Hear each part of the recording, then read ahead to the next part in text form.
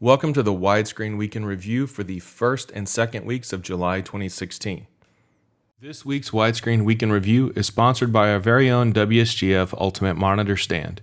It's the only monitor stand on the market designed to grow with you in your gaming rig.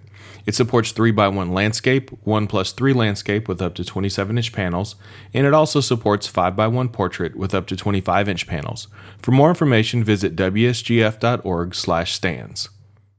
We're going to start off with FEIST. It's an action platformer from Bits and Beasts. It was released in July 2015 with very positive reviews on Steam. It gets silver for widescreen with ultra-wide and Multi-Mon unsupported. It's Vert Plus with 4x3 also being letterboxed. It runs $15 on Steam. I really can't recommend it for anybody running wider than 16:9, as there are other games in the genre with better display support. Here we have Full Mojo Rampage.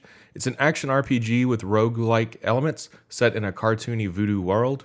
The game's description says, quote, "Dying is not the end, only the beginning to becoming a stronger voodoo soul." This mechanic seems to harken back a bit to Planescape Torment. The game gets gold for widescreen and ultra-wide and has perfect horizontal plus support. Multi-Mon is unsupported, with it just being a 21:9 aspect ratio stretched over multiple panels. At $13 on Steam with very positive reviews, the game looks intriguing and I think I'll be picking it up myself. Eyefinity and surround users will be limited to a single screen though. Here we have UTOPIA 9, a Volatile vacation. It's a twin-stick top-down shooter from Whalegun. The game is procedurally generated with roguelite elements, and it also supports local co-op. It gets gold for widescreen and ultra-wide with perfect support. It gets silver for Multi-Mon. The game is native horizontal plus and Multi-Mon, but has a spanned HUD. There's also a few graphical glitches. The game is $6 on Steam and have positive reviews. With these reviews, great display support, and local co-op, picking up UTOPIA 9 is a no-brainer. And here we have the Bug Butcher. It's an action 2D side-scrolling shooter that the developer bills as pest control with machine guns. It gets gold support for widescreen, but limited for ultra-wide and Multi-Mon. Ultra-wide and Multi-Mon are horizontal plus with a custom hack available on the WSGF, but Multi-Mon does have a spanned HUD. Bug Butcher runs $8 on Steam and has very positive reviews, and it also has a free demo. Like UTOPIA 9, it offers local co-op with both shared and split screen. Here we have Slime Rancher. It's an open world simulation where you farm and ranch slimes on a distant planet. Yes, you heard that right. You're a slime rancher on a distant planet.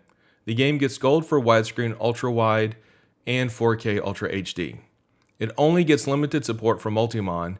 There is native horizontal plus support there, but the UI is huge and the menus get cut off. There is a workaround to use 21:9 in pillar box on your Multi-Mon setup. The game is $20 via Steam Early Access and appears to be quite popular. There are over 5,000 reviews and 95% of them are positive. If you're on a single screen, the game may be worth checking out. There's no demo, but there are a lot of videos on YouTube. Multi-Mon gamers may want to wait and see if the developer can fix the UI and menu problems. Next, we're going to look at some older classic titles that now have fixes for modern displays. We're going to start with Legacy of Kain Defiance. It's an action-adventure where you play as one of two highly evolved vampires and eviscerate everything that you come across. If you've been gaming for any length of time, you probably know the Legacy of Kain series. If you haven't, you should check them out. The game gets limited support for widescreen, ultra-wide, and Multi-Mon, and requires a custom hack to work on modern displays. The download is available on the WSGF, and it consists of a pair of custom DLLs and an INI file. The solution is horizontal plus across all configurations, but Multi-Mon has a spanned HUD. This title has long been revered and is available on Steam for $7. You can also find it as part of an IDOS bundle, and I recommend everyone check out this classic title on your modern hardware. Here's Legacy of Kain Soul Reaver 2. It follows right along the same lines as Defiance. It gets the same limited support for widescreen, ultra-wide, and multi-monitor, and it requires the same custom hack. Just like Defiance, it is horizontal plus in all configurations, but has a spanned HUD and Multi-Mon. And like Legacy of Kain Defiance, it's available on Steam for $7. And you can also find it as part of the IDOS bundle. This title is recommended as well. Next, we're going to look at the Prince of Persia trilogy. We're going to start with the Sands of Time. It's an action-adventure platforming title that was developed by Kudosoft and released back in 2003. It gets limited support for widescreen, ultra-wide, and multi-monitor, and 4K Ultra HD. It requires a custom fix from ps2wide.net as well. This, again, is the same author and source as the Legacy of Kain fixes. Sands of Time is horizontal plus across all display types, but has a spanned HUD and multi-monitor. The game is available for $10 on Steam and has very positive ratings. It's aged very well over the years and is recommended whether you're playing it for the first time or enjoying it again on modern displays. And next up, we have the second in the Sands of Time trilogy, Prince of Persia: Warrior Within.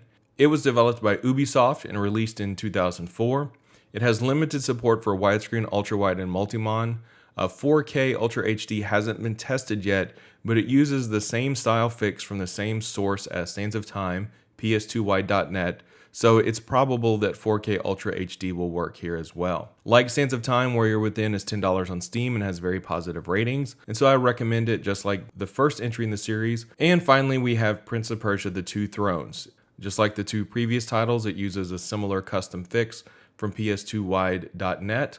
And it's been tested in widescreen, ultrawide, and Multi-Mon, and due to the custom fix, we only rate it with limited support. The trilogy closed out on a high note, continuing to get good reviews, and as with the previous title in the series, it's $10 on Steam. So all in all, you can get all three titles in this series for $30, run them on your modern hardware, and have a lot of fun.